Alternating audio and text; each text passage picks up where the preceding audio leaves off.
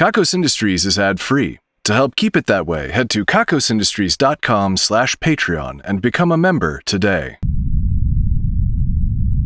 What you are about to hear is everything you need it to be, but nothing you want it to be.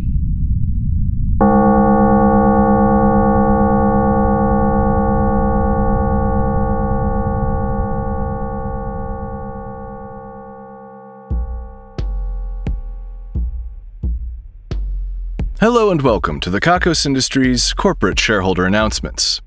At Kakos Industries, we help our clients to do evil better, and even people who aren't our clients to do evil better.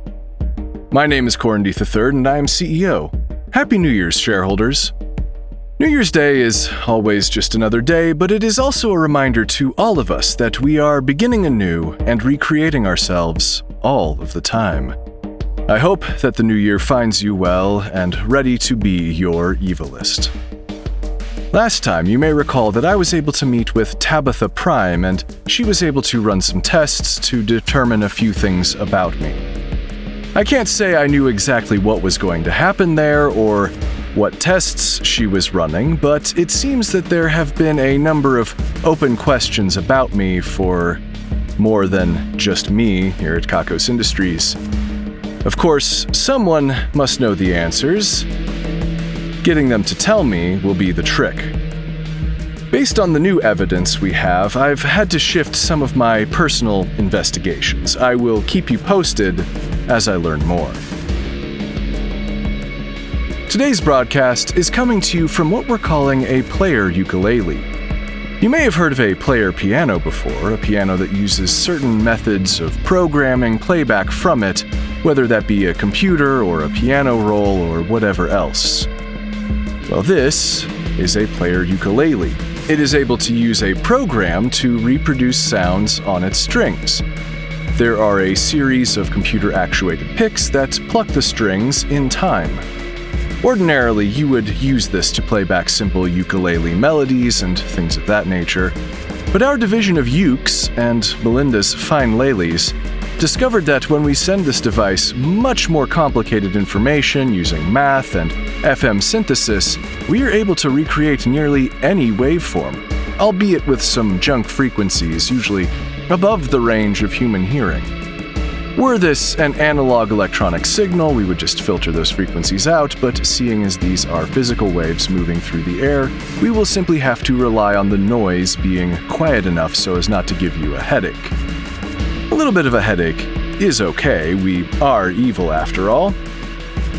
I should mention that these announcements are strictly for Kakos Industries shareholders. If you aren't a shareholder, then those high-end junk frequencies are about to become a serious problem. I would move away from the ukulele as fast as possible. We recently had our Yule celebration, where we try to salvage and emphasize the more strange, bizarre, and evil winter celebrations. What this amounts to, usually, is me being dressed as the Krampus monster and doling out punishments that I wish more of you didn't enjoy as much as you do.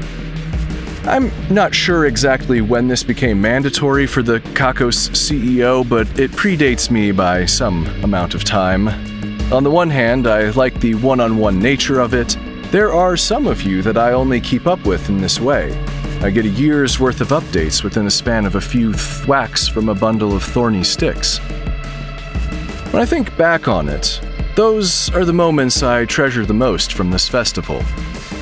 The catching up, not the thwacking with the sticks.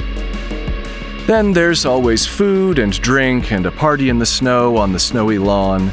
It's really everything you want from a holiday party. Especially if what you want is to be spanked by a Krampus monster. We also recently had the Questival, the festival where you get to pick what it is, but you almost always pick something that rhymes with festival. We had a number of paid actors in the building to hand out quests and check on progress throughout. One variety of quest had you visiting several different offices around the building to collect badges. The idea here was that you were collecting highly important sigils to decode a message. I am told that quite a few people had fun with that one. There was also an obstacle course with prizes at the end of it if you could prove that you were physically resilient enough. People have described the obstacle course as far too difficult, and I am literally covered in bruises. Despite all of the effort we put into these main quests, I am told that the most popular quests that were given out were go over there and talk with your friends and maybe have a drink, and you two over there, kiss each other. Now, neither of these were part of the official program, but I understand that they went over very well despite that. The actors giving out those commands were fired and will not be returning all the same. Last night, we had our New Year's Eve celebration. New Year's is often one of the biggest celebrations of the year, no matter who or where you are, which means that we at Kakos Industries cannot be outdone. The issue at the moment seems to be that we went so hard that not a single person can remember exactly what happened, not even the sober ones. There is plenty of evidence, though. For example, there are hundreds of inflatable unicorns around the building.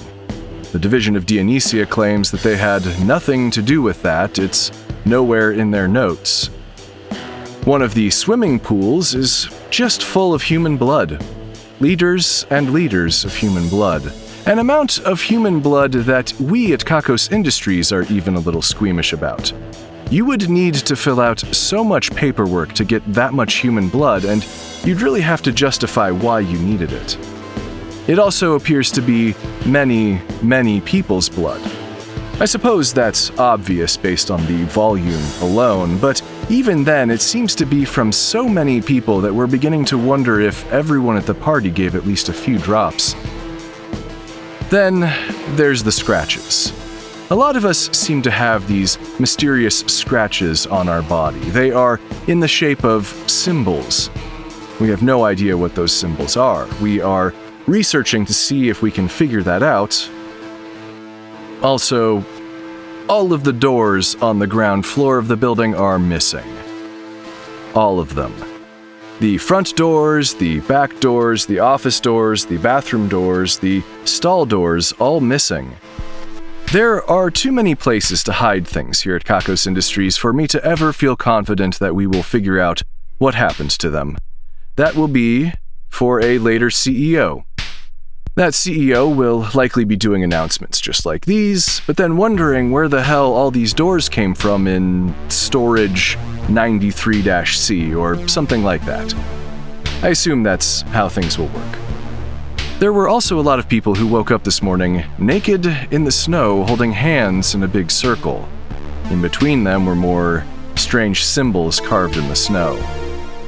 We're not really sure what that was about either. There is a lot of speculation going on. Certainly, if you have any information, shareholders, please get in touch. We're really scratching our heads over here. Like, there's nothing particularly dangerous that we don't know, and it seems like everyone survived the night.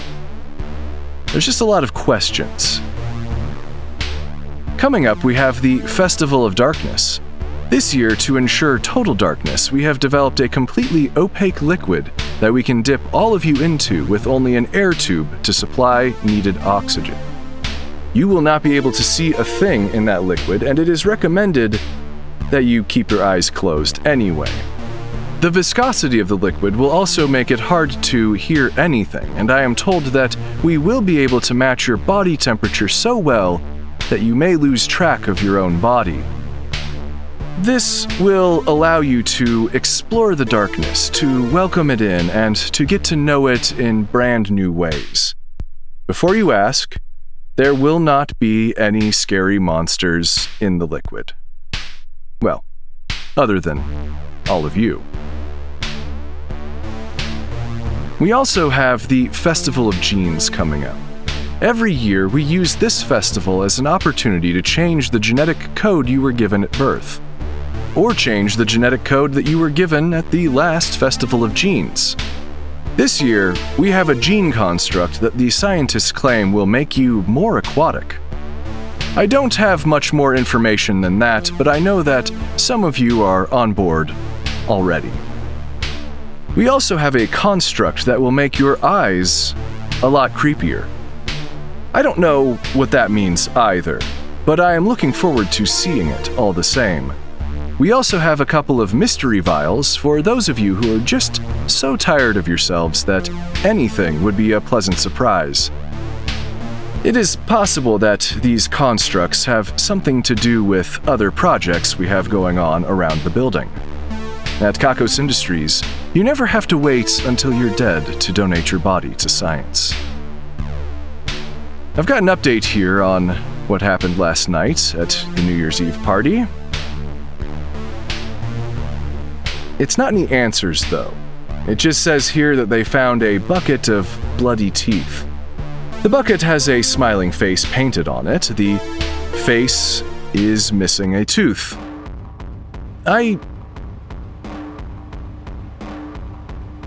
I seem to have all of my teeth, shareholders. Are you missing any teeth? They seem fairly certain that they are human. All molars. I am also told that the bucket of teeth is sitting on an altar with more strange symbols around it. Shareholders, I feel the need to remind you that there is likely very little to worry about here. As much as we encourage all of you to enjoy your various rituals, they aren't exactly the most effective thing. If we could summon actual demons, we wouldn't spend so much time making monsters, you know? It's not like we haven't tried.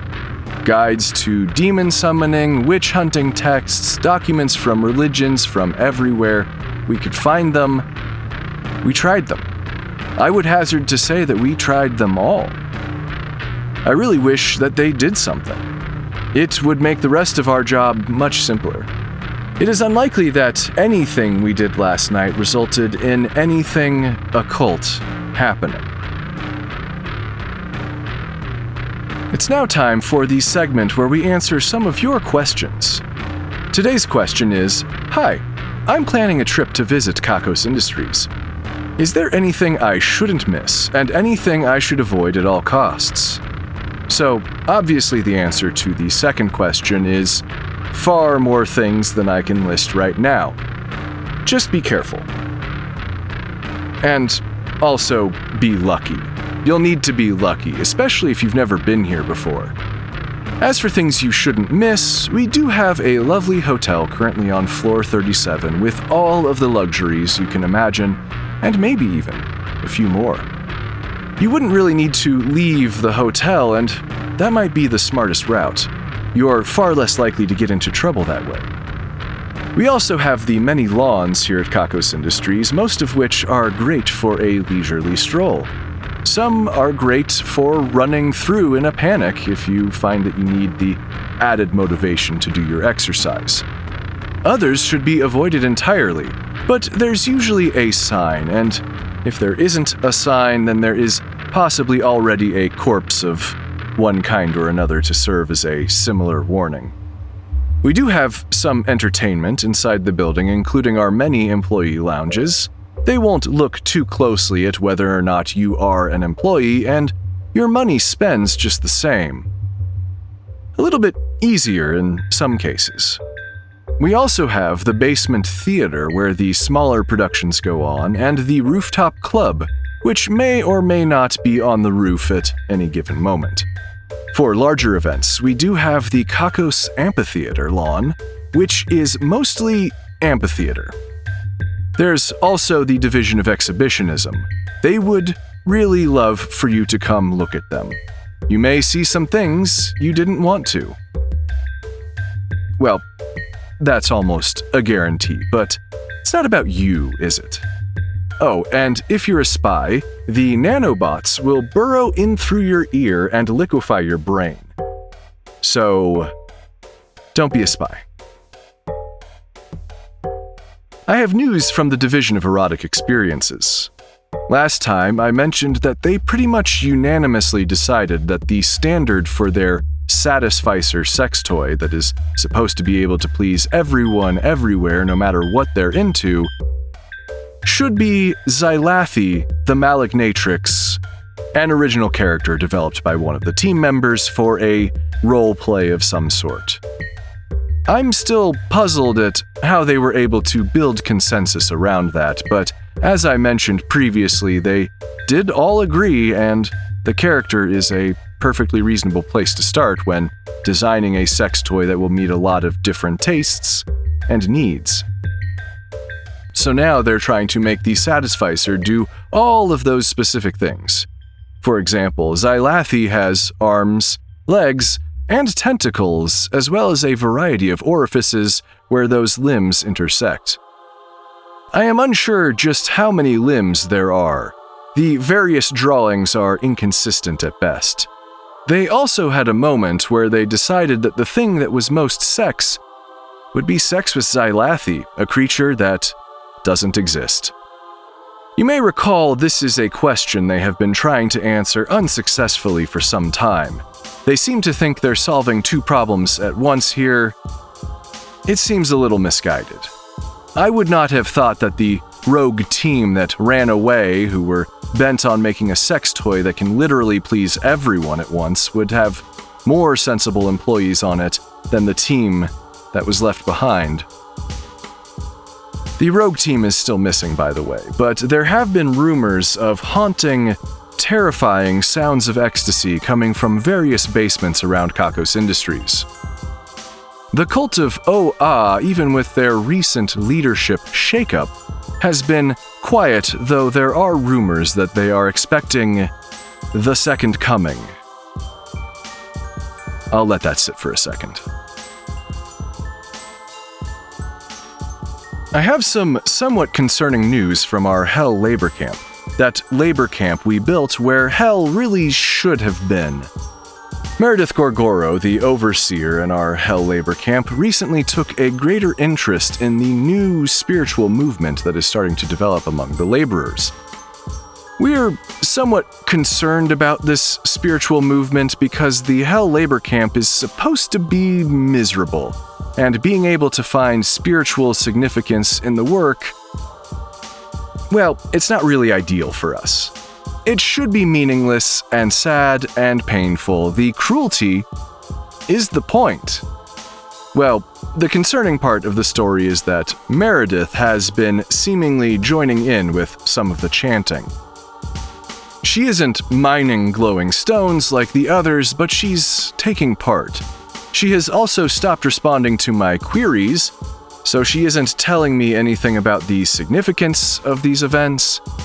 The Division of Anthropology has been doing their best to figure out what the laborers, and now Meredith, are saying, but they haven't made any progress. They have some guesses about which sounds correspond with a verb like to be, but even that is eluding them. The thing is, they should have had more progress by now. Even just hearing the words over and over again should have given them a clue. Not so much. And now that Meredith is in on the action, this is concerning. The Division of Kaiju Battle Reenactment has recently reenacted Yuckmaster vs. Buchstaber. Despite the names of the monsters, the battle was not the most disgusting we've seen. Not by a long shot.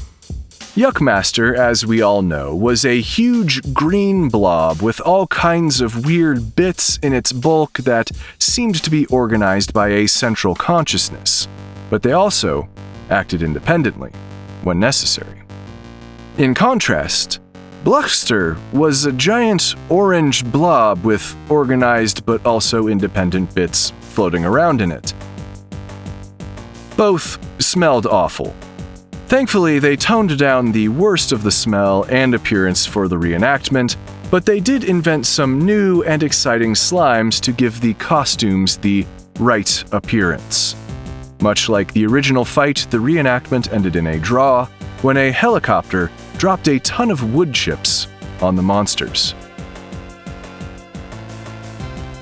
I have some news regarding the Matmos, that semi-sentient inky black goo that permeates the lower realms of the building.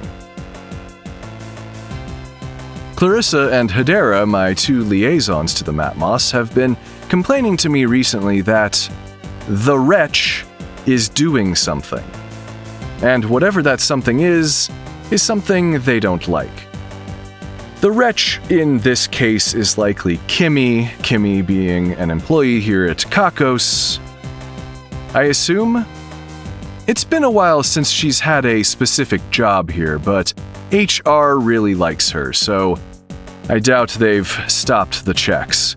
They tell me that she brings a certain je ne sais quoi to the business, a certain unpredictability, unquantifiable returns. She's a wild card. She's also been missing for a while, and we now think she may be interfering with the Matmos. I was able to avert some sort of crisis regarding the Matmos by removing what the Matmos called the donut from deep within it, but I was unable to completely solve all of the political issues going on aside from that. There are multiple pools of Matmos, and based on its size and way of thinking, different ends of the same pool can have different thoughts. It was a loose thread that I had to drop to get back to my other duties as CEO. It's possible that something unusual is happening, but I am unsure of what as of right now. Speaking of the donut, I am told that researchers were able to ask it a question and get an answer by applying an electrical current to it. That seemed to speed up its thought processes. They asked it, "How is it being a donut?" And the donut replied, "Dank." The division of figuring out what all of these keys go to has opened the guitar case that's been up on the shelf for a long time. It turns out, instead of being full of guitar, it was full of mold. I have news from the Division of Secret Societies. Winston Marple, our man on the inside of the Church of Diuretics, used faith as a lever and convinced everyone in the congregation that unless they pissed as much as they possibly could, then someone else in the group was actually a better member. They're all dead now, including Winston Marple.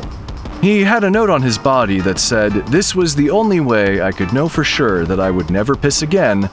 Fuck you, Winston." As there are no remaining members in the organization, there is no longer an organization to take over. Their assets have been liquidated. Poor choice of words. I am told we are looking into some new and exciting secret societies to try to destroy or take over from within. One of them, I am told, has to do with beauty pageants. I have another update about the New Year's Eve party. Hopefully this will cast some light on what happened to all of us last night. Nope, never mind, it's just another mystery. The note I have here says, "Ask the shareholders if they know why we just had to remove 173 car keys from inside of Jamie Vickle." Apparently, Jamie didn't even realize the keys were there until failing to pass through a metal detector earlier. The car keys were evidently surgically implanted, and the scar is in the shape of yet another haunting symbol. We have no idea what this means. If you're missing a car key, though, you might want to get in touch. Or maybe just have it replaced. It's time for today's Employee Spotlight. Today we are honoring Timberly Jacksonian O'Fuckerton from the Division of Electricity. Our electrical torture devices were getting a little weak, and Timberly gave them a serious upgrade. I am told that this process involves working with live electricity, and Timberly was shocked unconscious several times. But this is noble work in need of doing. Thank you for all that you have done to make our torture devices better. They say that evil once built a tower to show the unity of all mankind. it didn't end well? This is things we're taking credit for now. Today we're taking credit for cotton candy, funnel cake, and the dawning realization that you don't actually know what's smart for you. Obviously, we can't know for sure that we are responsible for any of these things. Except funnel cake. We have the receipts. The receipts being mainly for baking powder. We are strongly suggesting that we are responsible for the other two things, and you had better listen to us. If you think that you might possibly know what's smart for you, at least some of the time. William Buchstaber has won today's Ruin a Life drawing. As a result, the life of William's nemesis will be ruined. That nemesis is Lazarus Winter. We gave the Wheel of Misery a tepid spin, and it landed on the space for emotive. From this day forward, Lazarus Winter will be 65% more emotive, which is just kind of a problem, isn't it? Like, we all try to keep it in, but sometimes it just gets out. That's going to happen a lot more for Lazarus Winter. For evil measure, William Buchstaber will be 18% less emotive, which is its own kind of problem, isn't it? Speaking of the Wheel of Misery, the team tasked with making the wheel's dictates come true are currently going around the building wearing raw chicken skin. We have needed a team to follow them around disinfecting all of the surfaces that they touch. We may need to replace some carpeting.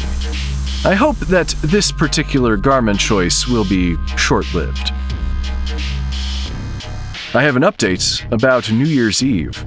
I am told that they just found all of the doors in a room with a sign on it reading Storage 93-C.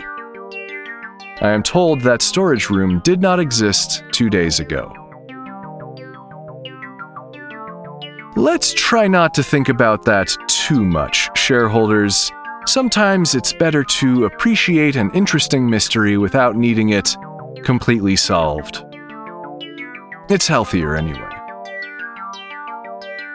This brings us to the end of the announcements. You will need to destroy that player ukulele entirely. Crush it underfoot and burn what remains. I'm sorry that I do not have more information about what happened to all of us last night. I will update you next time if we learn anything. It may just be that we need to let this one go. The numbers are next. 55, 55, 65, 75, 55, 85, 75, 65, 55, 85, 95, 105, 5, 5, 5, 5. Oh, I just got another update from the investigation team about New Year's. Oh, wow. Apparently they've solved the whole thing. They know exactly what happened and why. They are not going to tell us, though. They say that it's really, really, really better that we do not know. Sometimes you just have to take their word for it. We'll get those doors reinstalled.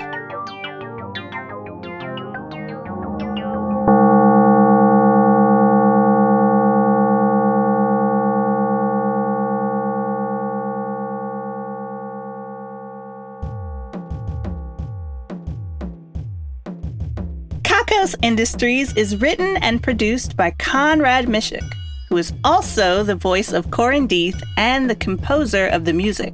The introductions and credits are read by Ryan L. Jenkins, an electrifying powerhouse of unheard-of proportions. Find transcriptions and more at kakosindustries.com. That's KAKOSINDUSTRIES.com. Visit store.kakosindustries.com for merchandise and get wonderful benefits by becoming a subscription donor at kakosindustries.com/Patreon. Join our community at kakosindustries.com/Discord and follow us on social media.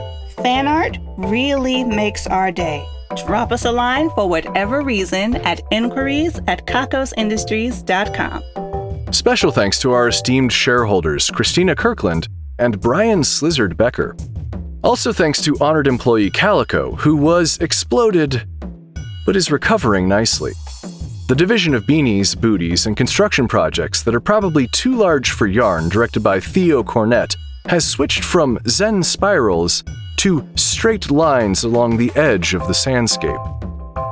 The division of obscure vintage technology, directed by Craig Sizz, has acquired a calculator wristwatch that only tells you how much time you have left. The division of subtle efficiency increases, directed by Daniel R. Smith, has made headphones mandatory in certain hallways, preventing awkward employee conversations, saving roughly 7 minutes daily. The division of Kakos Cafeteria Reviews, directed by Seth and Josh, has reviewed It's a Spag Ball. It's definitely not spaghetti bolognese, but what it is perhaps a more intriguing mystery. 16 out of 19. The division of Improbable Cookbooks, directed by Hayden Neff, has been working on Great Balls of Food. You can make any dish into a ball if you try hard enough. The division of More Monday Mondays, directed by Odie, has made Mondays that much more Monday by sending around a company-wide memorandum talking about interesting new uses for artificial intelligence. The division of Villainous Introspection, directed by Sarah, is now considering what sounds make them feel the most evil. They've discovered a new genre of ambient music that uses subtle dissonance to make everything seem so much worse. The division of New Card Game Mechanics, led by Finn, has developed a card that can repair other cards if they get bent or torn. The division of Animal Stacking, directed by the one true Dave, has stacked 2 manatees. Onlookers said that wasn't very many, but the division responded by saying, "You try it." The division of Must-See Train Trips, directed by Nishant and Konanika Guhajana, has been scheduling a trip up Horror Mountain.